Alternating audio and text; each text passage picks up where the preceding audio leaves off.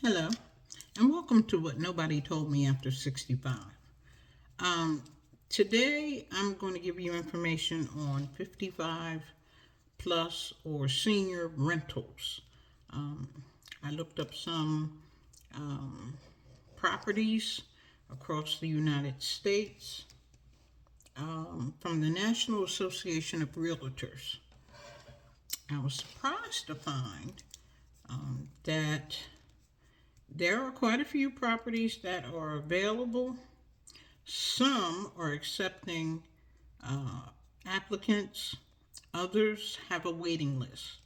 You will have to call, do your homework, and figure out what area works best for you.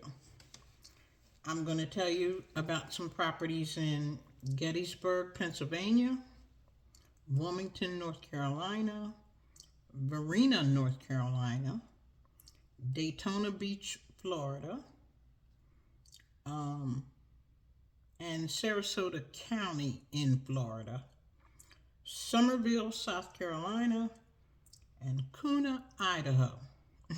Yes, Idaho. So, in Gettysburg, Pennsylvania, cottages and apartments. The average cost is $727 to $889 a month. It varies. Also, these are properties that are not saying that they have an availability. You may have to get on a waiting list, but the average cost in Gettysburg, Pennsylvania is $727 to $889 a month. I don't know about security deposits and what have you. I will put information in the comments section, and you can contact them if you're interested and want more information. Wilmington, North Carolina. There's a property called Lakeside Villas. It did not say whether or not they had any availabilities. However, one bedroom started $762. Two bedrooms started $849. And three bedrooms started $945. Now, mind you, these prices that are on the internet may not be accurate. You will have to call and do your homework. Varina, North Carolina. There is a property called Retreat at Fuquay-Varina. That's spelled Fuquay hyphen Varina, Varina.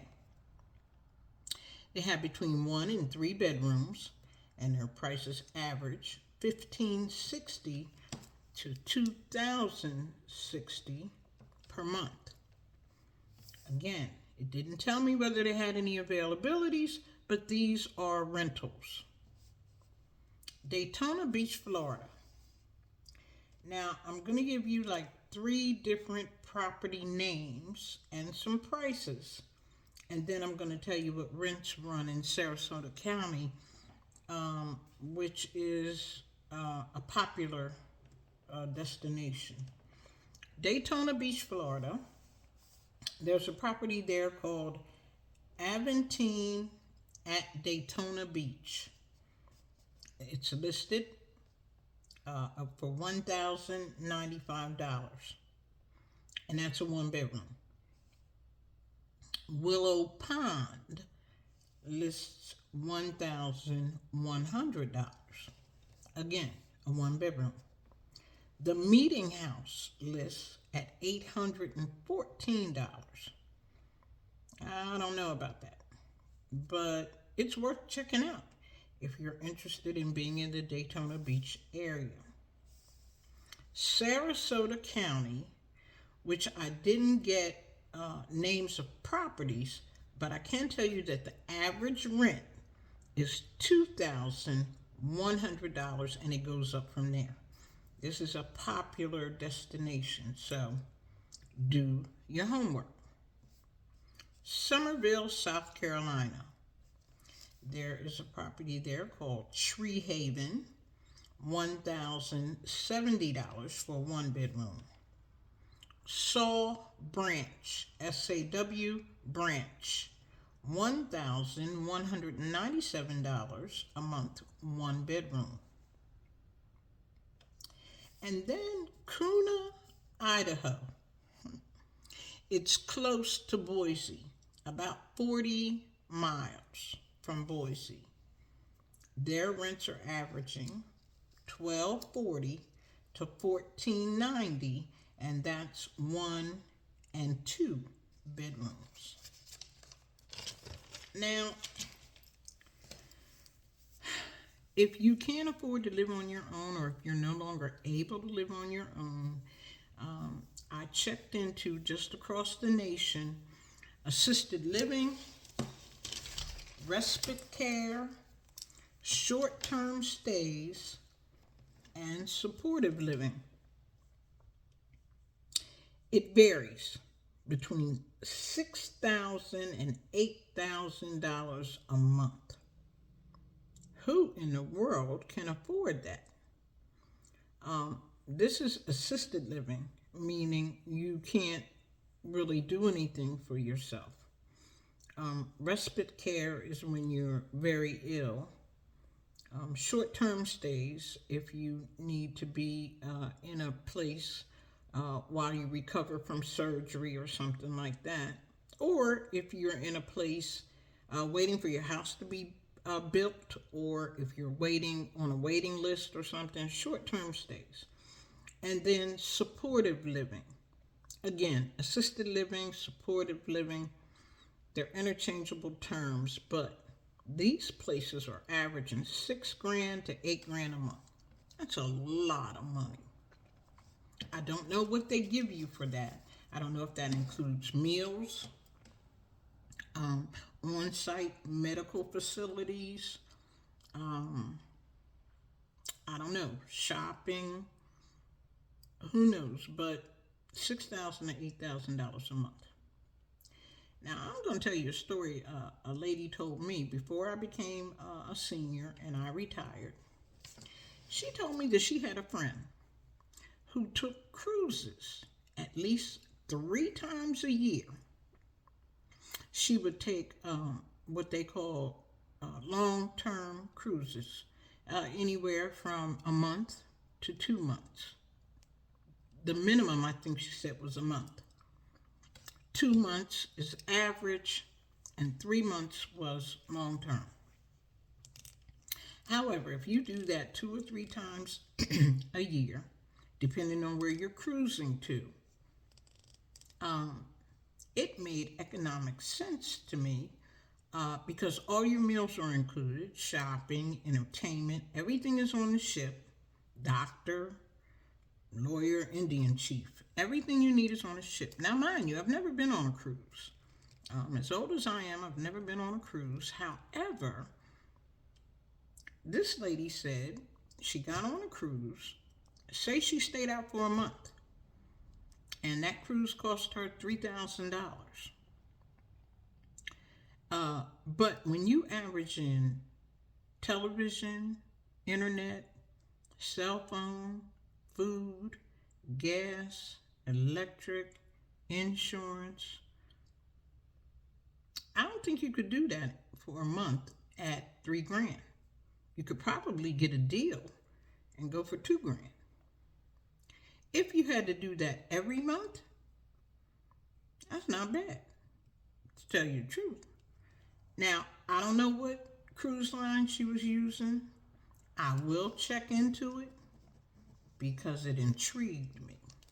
It might be something I'd be interested in doing. Take a cruise. Everything you need is included. Sightseeing if you want to get off. If you don't want to get off, oh well. And these cruise ships, they tell me, are like small cities.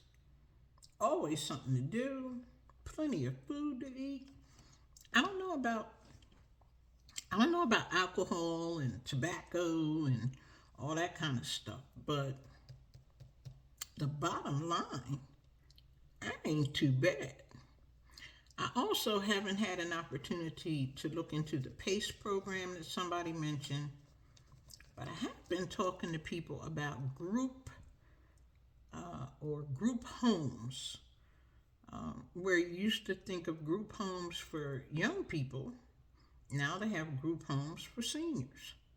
Mind you, you may not get your own bedroom, but you have your own space, shared space, beautiful amenities if they have a pool, you got your washer and dryer, you got your living room, your basement, all of that is available to you. And I think these are running anywhere from $1,500 to $2,000 a month. And in some cases, it includes your food. I'm going to look into that. I belong to a Facebook group for group homes. And I've been trying to, feel my way around and see what's what. It's becoming very popular. They had a conference just recently where they went all over the country explaining how to start a group home, either a licensed or unlicensed group home. That might be something to look into if you're a homeowner and you have a space. Maybe you'd be interested in having 2 or 3 other people living in your space with you. Certainly do your homework. You have to do background checks and all that kind of stuff. But I'll get into that more because that seems to be a trend. And I'm trying to keep up with that because we have a shortage. And even with all of the 55 plus communities that are going up, they're expensive. In some cases you have to have a security deposit. Some of the newer ones you can get in with no security deposit, maybe 1 month free, all these deals because they want people to come in. They have a quota to fill. They have board members to report to. And these board members want a return on their investment. So that might be something, even when you're calling these properties to find out if they have any specials. Are they running a special? Some of them even offer bonuses for referrals. If you get your friends to come in, you get a bonus. All these things come into play because our finances are short. We're not getting more money. We're on fixed incomes. So these are some of the things that we have to take into consideration. I hope this information has been helpful.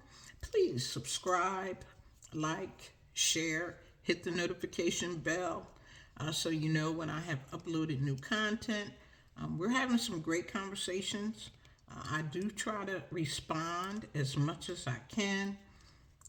I'm one person and you are many, but I try to respond to every question or make a comment to most of your responses. So, thank you so much for listening, and remember, you don't know what you don't know.